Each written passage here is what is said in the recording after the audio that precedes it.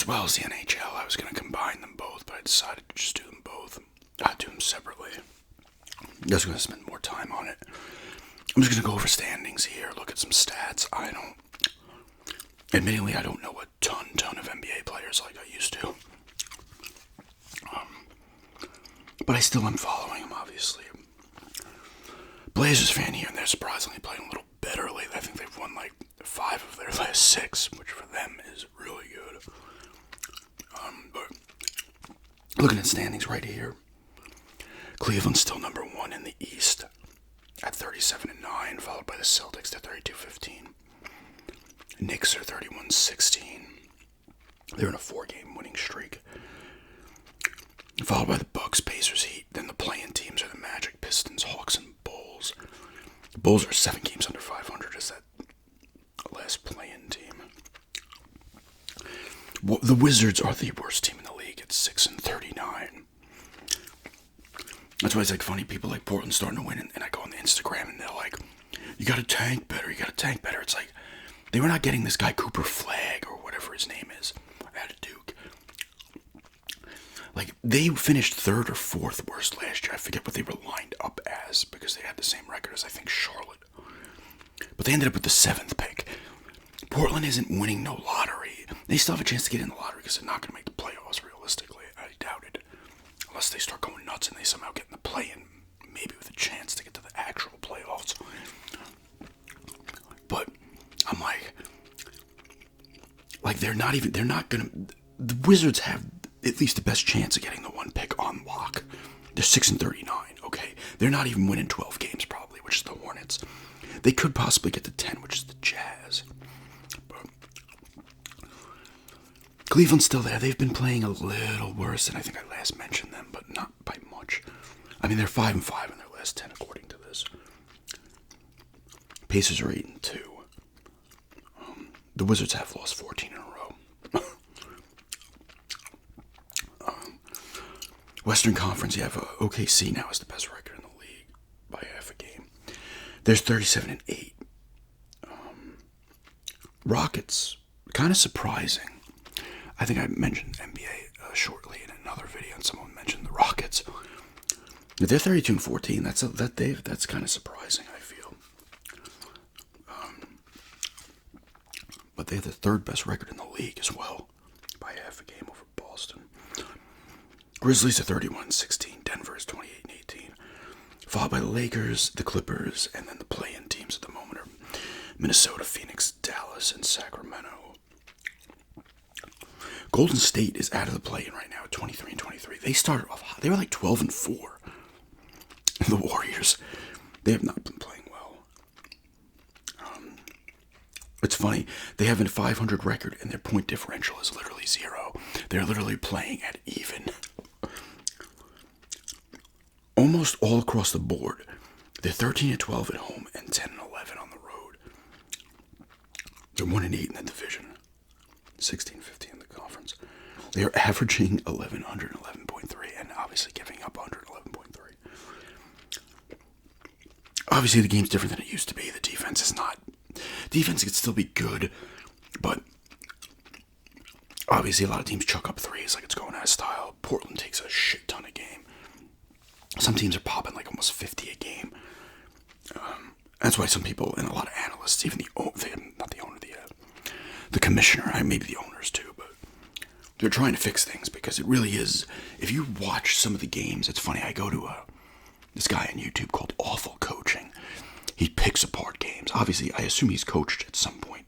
I'm not talking about in the NBA, but on some level because he knows a lot of his stuff about things, pick and rolls, this, that, who's doing this, who should be over here, following this guy, dropping back here, moving over to the paint, what have you.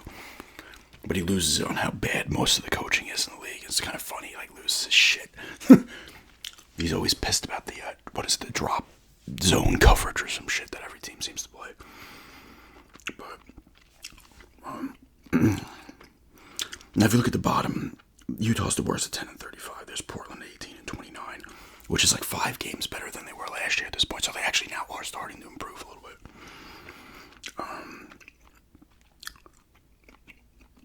I'm surprised Golden State's 13-12 at home. They're usually a pretty good home team, but but they are not the same team they were a couple of years ago when they beat Boston in the finals.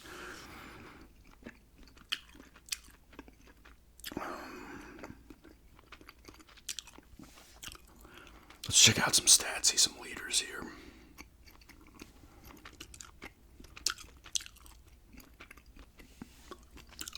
Oh, I don't know how to say this guy's name. Gilgeous Alexander Shai. He's averaging 32 points a lead. 32 points a lead. 32 points a game to lead the league. Giannis is right there at 31.7 in Milwaukee. Jokic is at 30. I think he's averaging a triple-double. Jokic. You still got LaMelo Ball having a nice year for Charlotte, averaging 28 points a game. And there's Durant averaging 27.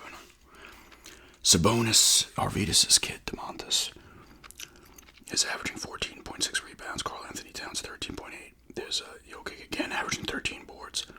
Giannis is there as well as 12. And Zubac on the Clippers. I don't know if I'm saying that wrong. Victor Wembanyama. I probably said that wrong. The Spurs guy, number 1 pick last year, awesome player. He's averaging 4 blocks, just under 4 blocks. Trae Young coming in at 11 assists. Yeah, there's Jokic again on Denver. 10 assists. He's averaging a triple-double. He's really the MVP at this point. Cade Cunningham on Detroit's averaging 9 assists. I have that guy's rookie. LeBron's averaging 9 assists as well. Curry has the most threes per game by 0.2 over LaMelo Ball. Dyson Daniels leading the way with 3.1 steals a game on Atlanta. Let's take out some more of these guys in each category.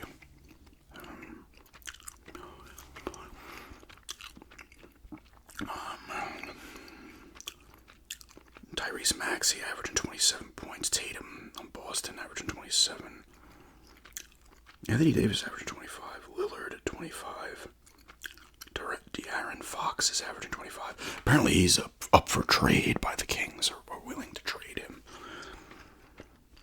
There's Cade Cunningham as well, 25.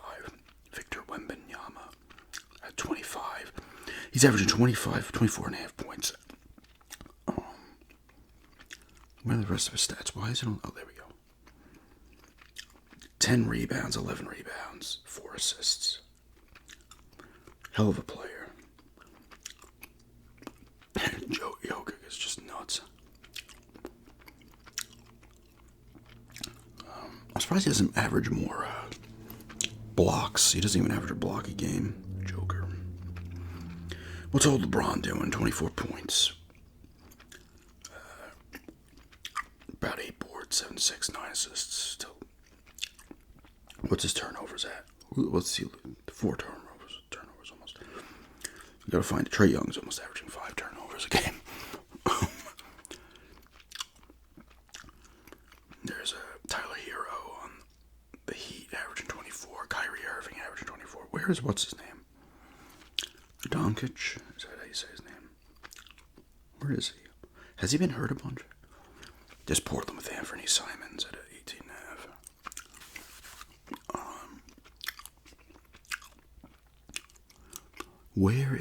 Who's Houston's guy? Houston's got to have a guy floating around here. Unless they have a bunch of solid players. What's Curry averaging? 22, that's low by his standards. What is he shooting? He's only shooting 44%. I feel like that's low for him. Old Blazer CJ McCollum averaging 22 points a game for the Pelicans. There's Sengun on Houston. The center is averaging 19 points. I do not know if I missed another Rockets player here. I don't think so. Let's see who's leading the league in turnovers.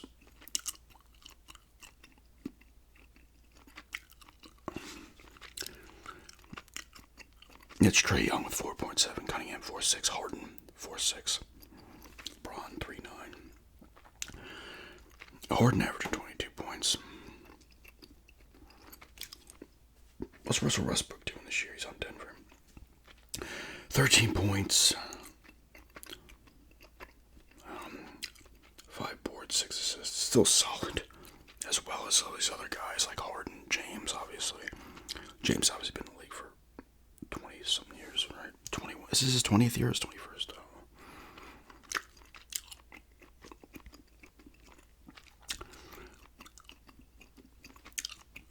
This shows everybody, this shows everything else here. I could just go here. Yeah, guy Daniels is averaging a steal more than anyone else in the league.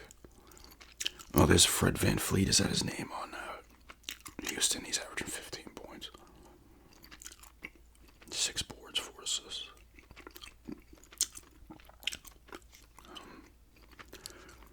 Suggs on Orlando. I have that guy's rookie too. What's he averaging? 16 points. Let's go back to the standings real quick. I couldn't tell you who's going to win anything this year. I think it's very much a toss-up. All right, let's just go to the Rockets. I'll go to a couple of teams as well. Check their team stats. Come on.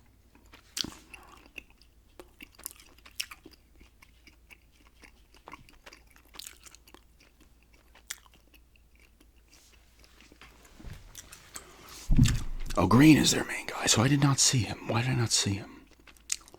21 points. So they got a guy averaging 21, 19, 14. They have 5, 3, 4, 5, 7 guys averaging double digits, so I could see why they're doing well. Good bounce. And then they got an 8th guy who's averaging almost 10 points a game. Whitmore.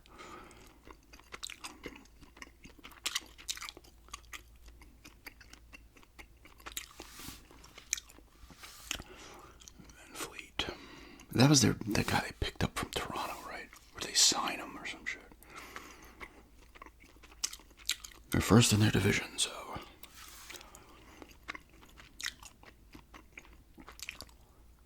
The Pistons are extremely improved too, actually. They had 14 wins last year. They already have 23 this year. Obviously, the season's, every team's over 40 games, pushing 50. Usually they're past 45, 46. So they're at Charlotte's at 43.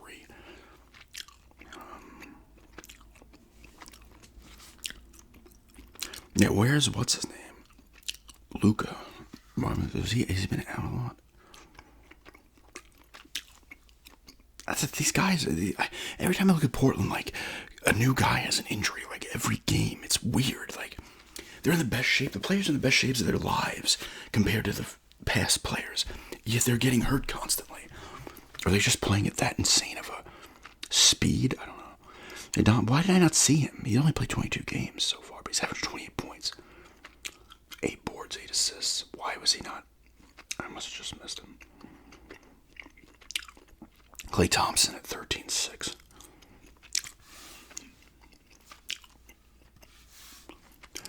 Dallas did go to the finals last year.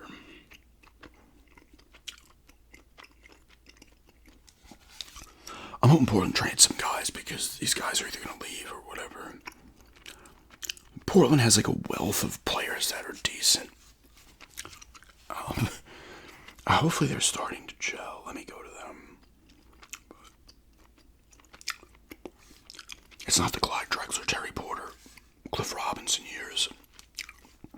Buck Williams, Jerome Kersey. And then you had Rod Strickland, Sabonis. What else did they have floating around back then? Porter lasted a little while. Drexler obviously got traded to Houston. That was 94, 95, I believe. Cliff Robinson was there a while too. He lasted past that. Became an all-star.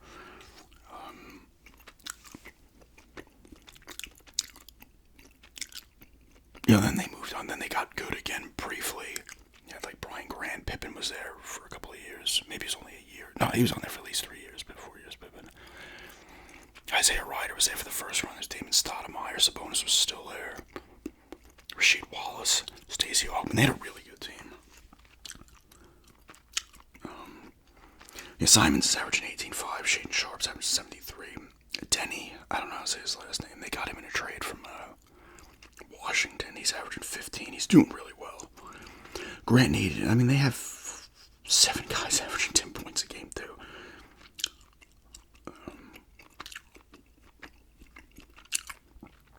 Scoot Henderson's averaging less points. I feel like he has improved a little bit, though. He's not terrible by any stretch, but Chauncey Billups is weird with the players. Like, maybe now he's trying to get into a groove. I don't know. I don't know if they were attempting to tank, and then they were just like, let's see if these guys are actually solid and they can gel together. I don't know.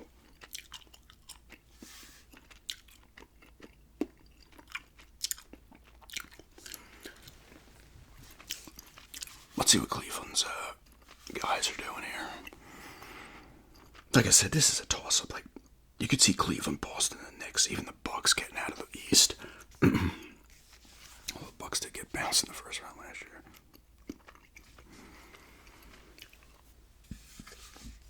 There's no dominant team, in my opinion.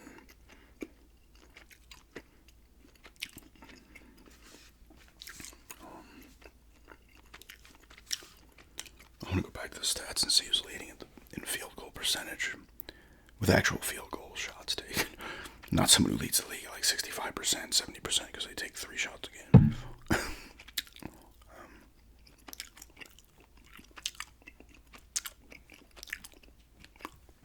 Comes the cat.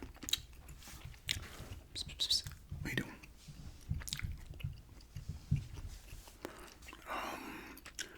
I mean, I guess a lot of teams are doing this, right? 1, 2, 3, 4. They have 6 guys averaging 10 or more points. 2 guys in Garland and Mitchell averaging over 20. Mobley's got 18. D Wade, not Dwayne Wade. Power forward just averaging 6 points.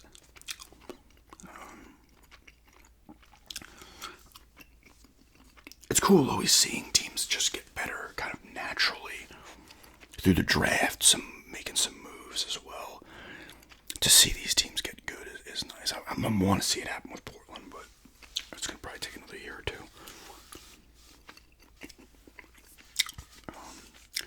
You want to see improve? They had 21 wins last year. Maybe they hit like 29, 28, 29. You want to see actual improvement. And it didn't look like they were doing that at the beginning of the season, but they are better now. OKC, how many guys do they have over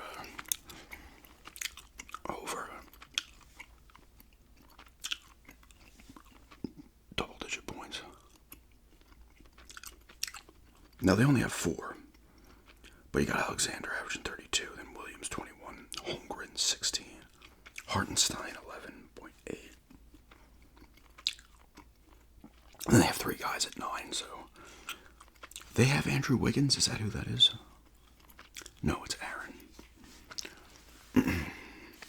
I don't know. Is he still in Golden State? Where is he? Is he in the league anymore? I don't even know.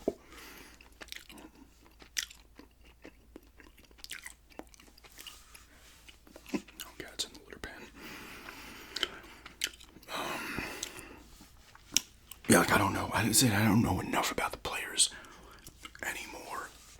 You know, I haven't known a lot about most of the players in probably 10 to 12 years.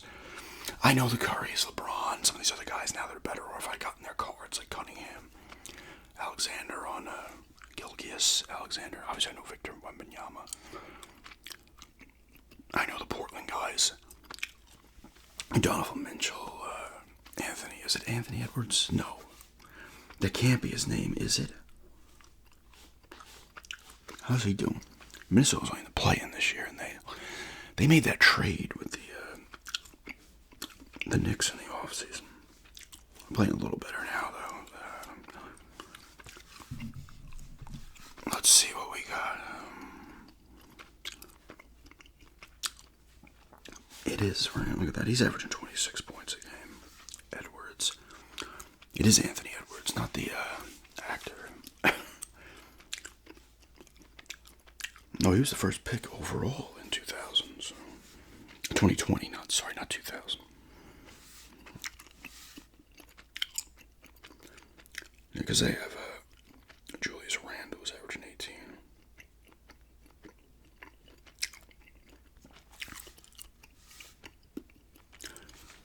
It seems to be working out more for the Knicks because they're doing better, but who knows? But yeah, so I feel like the league is pretty tight right now, and it has been even for a couple of years.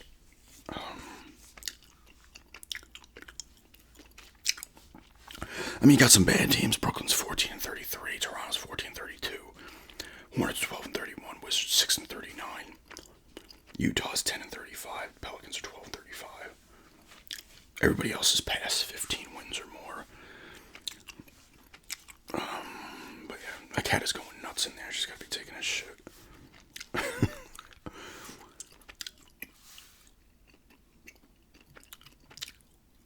yeah, let's see who's leading in field goal percentage, shall we? With a decent amount of shots taken. Come on. Where is it? What? Oh. You see, I can't. This guy is averaging. This guy, Kessler in Utah, is averaging 73%, but he only takes 6 shots a game, which isn't bad. Allen on Cleveland, 8 shots at 70%. Who's like the high one? Okay, Giannis is averaging 60% field goal percentage on 20 shots a game. Joker is at 20 shots a game at 57%. How many threes are they each taking? Oh, Giannis doesn't even take one. Antetokounmpo. Is that how you say it? Antetokounmpo. Antetokounmpo. I don't know if I'm saying that right. Jokic takes 4 threes a game, so who Curry obviously is taking. Well, Curry takes 4 as well, right? I feel like Curry used to take more. I'm sorry, Curry's taking 10 a game. That's like 4 sounds way off. LaMelo Ball is taking 12 a game and making 4. Curry's still shooting 40% from 3. Tatum takes 10 a game as well. Simons on Portland takes 8. He's actually shooting 37%. Who is shooting the highest 3-point percentage? Is it Curry? Kennard on Memphis. He takes 4.6. He's shooting at 49%. Same thing though. Anthony Edwards, his average is almost 10 a game. He's shooting 41.9. A lot of good guys in the league, obviously. It's a different game than it used to be, you know. Like, that's why I like the back and forth between. You gotta go by era, especially, you know, because the game changes over time. You know, I think certain players could play in any era. LeBron, Jordan, because you got to look at older eras of players, especially if you're looking at the 80s and 90s and stuff, or even early 2000s. They didn't shoot as many threes in the 80s and 90s, but if they were practicing threes and that was the way the game went, guys would shoot. Well, there were very good 3-point shooters back then. They weren't taking 10 a game. I bet you the leading guy maybe took 4 or 5 back then. Yeah, she took a dump. It reeks. I gotta clean that out. But that's why I don't like to be one of those people. It's like, oh, he's the GOAT, he's the GOAT. You have GOATs from eras, you know, each era. You know, like back in the day, yes, they were actually playing against people who had second jobs. They weren't plumbers in the 90s and firefighters or whatever they're saying nowadays. In the 60s, they did day jobs. Which, if you think about it, it's pretty damn impressive. Working your 9 to 5, get in there. It's actually more impressive than what they're doing now, if you think about it. You did your 9 to 5 at your plumber job, and you gotta go play tonight in the NBA. Here we go. Same thing with other sports. These second jobs. Especially like football will be a little different because it's on the weekend. But there's other sports playing a couple days a week. You're like, oh shit, I gotta finish my shift. We're playing the Celtics tonight. You know, like, I feel like that wasn't a massive thing though. Like, players were not all having second jobs. I think it was probably more the lower end players. I don't know for sure. But I look back at all eras and I'm impressed by numbers, no matter the era, because you could only play in the era you played in and lived in, you know.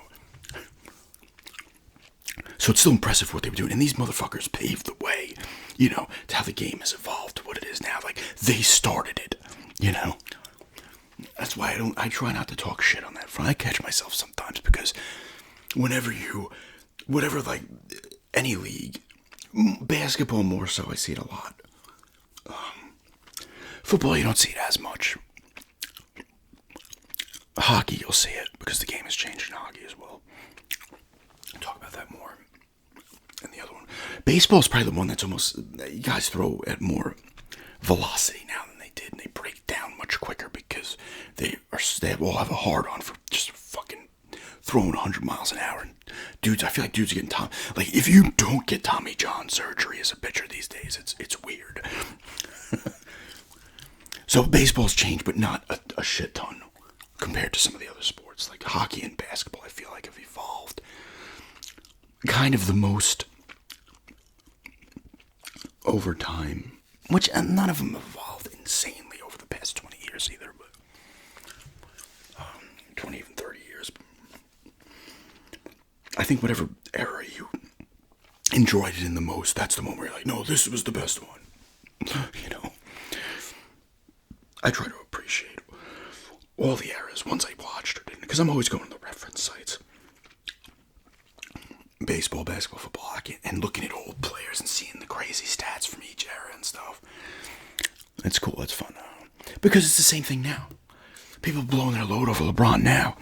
20 years from now, everybody who's young are going to be the old heads who are getting ragged on. The younger generation is like, dude, LeBron sucked, bro. He played with podcasters and other weirdos and influencers.